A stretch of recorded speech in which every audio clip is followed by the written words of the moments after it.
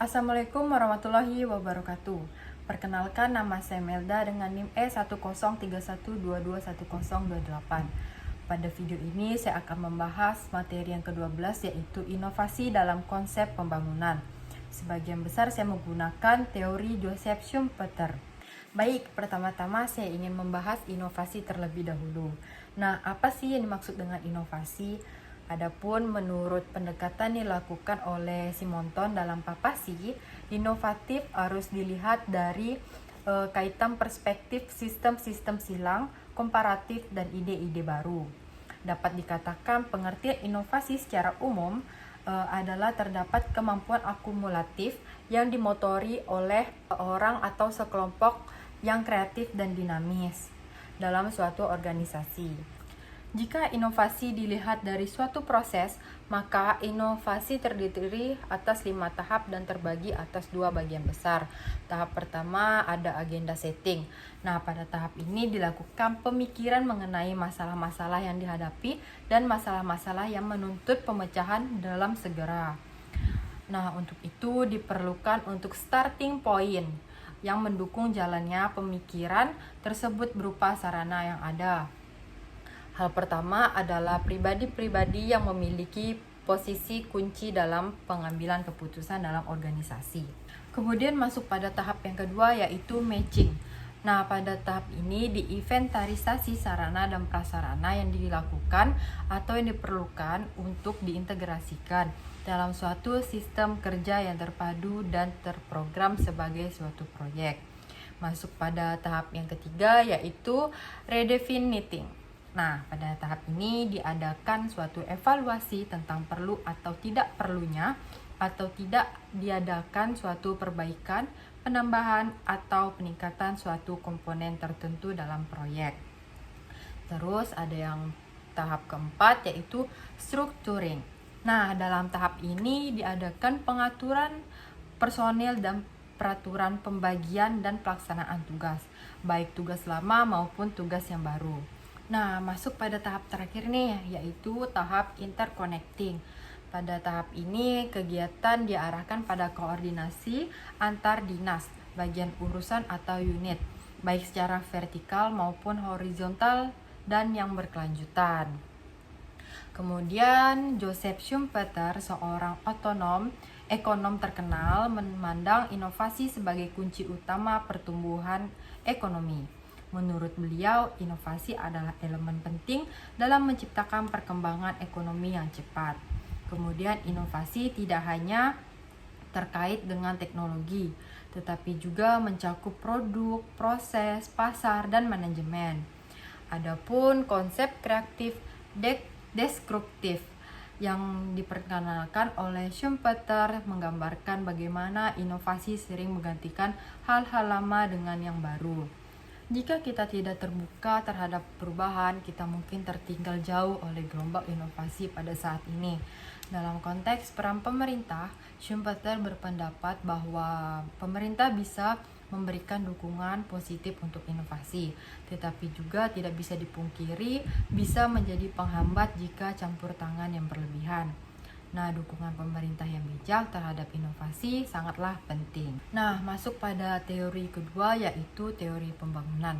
Adapun menurut Siagian memberikan pengertian tentang pembangunan sebagai suatu usaha atau rangkaian usaha, pertumbuhan dan perubahan yang berencana dan dilakukan secara sadar oleh suatu bangsa, negara, dan pemerintah menuju modernitas dalam rangka pembinaan bangsa. Beliau juga mengartikan bahwa pembangunan adalah suatu perubahan mewujudkan suatu kondisi yang sekarang. Sedangkan pembangunan sebagai suatu pertumbuhan menunjukkan kemampuan suatu kelompok untuk terus berkembang, baik secara kualitatif maupun kuantitatif, dan merupakan sesuatu yang mutlak harus terjadi dalam pembangunan. Nah, inovasi menjadi aspek penting dalam pembangunan, apalagi setelah diterbitkan Undang-Undang Nomor 32 Tahun 2004 tentang pemerintahan daerah, kebijakan desentralisasi dan otonomi daerah yang tertuang dalam undang-undang tersebut. menyebabkan banyak pemerintah daerah melakukan inovasi. Pemerintah daerah sangat mengetahui apa saja kekurangan dan kelebihan dalam pengelolaan permasalahan di daerahnya. Maka dituntut untuk selalu inovatif dalam menyelesaikan masalah dan memenuhi kebutuhan masyarakat. Permasalahan yang terjadi di daerah dapat juga disebabkan oleh kesalahan dari sisi kelembagaan maupun sisi kebijakan yang dilakukan oleh pemerintah. Minimnya inovasi oleh pemerintah daerah dibuktikan dengan masih terlihatnya berbagai permasalahan yang belum terselesaikan. Misalnya tentang kemiskinan, kesehatan, ketimpangan ekonomi, lingkungan, dan berbagai lainnya. Kemudian konsep ini juga semakin terstruktur dengan diperkenalkan pembangunan berkelanjutan oleh Emil Salim pada tahun 1960 yang menggarisbawahi bahwa pentingnya meningkatkan kesejahteraan masyarakat tanpa mengorbankan keberlangsungan lingkungan. Nah, pembangunan berkelanjutan harus memperhatikan 3 kriteria utama. Yang pertama, pembangunan sumber daya yang efisien, menjaga lingkungan hidup, dan pertumbuhan ekonomi yang adil dan berkelanjutan. Kemudian, adapun sasaran pembangunan berkelanjutan mencakup pemerataan manfaat, pembangunan antar generasi, dan perlindungan terhadap sumber daya alam. Dengan demikian, pembangunan berkelanjutan bukan hanya tentang memenuhi kebutuhan generasi pada saat ini, tetapi juga mempertimbangkan kepentingan generasi mendatang untuk menjaga keseimbangan dan kelestarian lingkungan.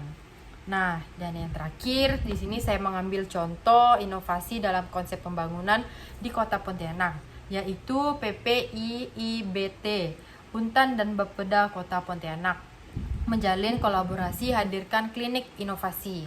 Kolaborasi antar Badan Perencanaan Pembangunan Daerah atau Bapeda Kota Pontianak dan Pusat Pengembangan Inovasi dan Inkubator Bisnis Teknologi Universitas Tanjung Pura dalam mendirikan klinik inovasi tematik bersama Kita Bisa, menandai langkah strategis dalam meningkatkan inovasi dan pelayanan publik di tingkat lokal dalam upaya membangun ekosistem inovasi yang berkelanjutan.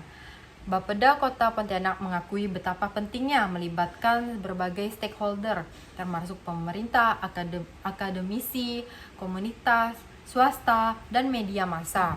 Nah, melalui pendekatan pembangunan pentahelix, kolaborasi ini tidak hanya bertujuan untuk menciptakan ruang kolaborasi bagi pengembangan inovasi perangkat daerah, tetapi juga untuk memastikan bahwa inovasi yang dihasilkan benar-benar mengakomodasi kebutuhan dan kemudahan akses masyarakat.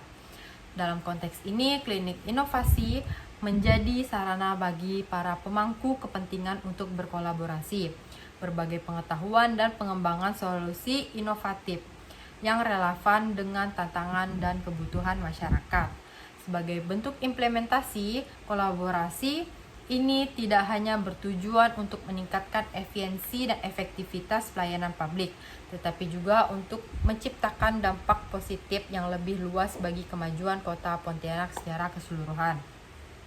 Selain itu, melalui kemitraan dengan startup lokal, Bapeda Kota Pontianak juga berupaya untuk mempercepat adopsi teknologi dan inovasi dalam pelayanan publik.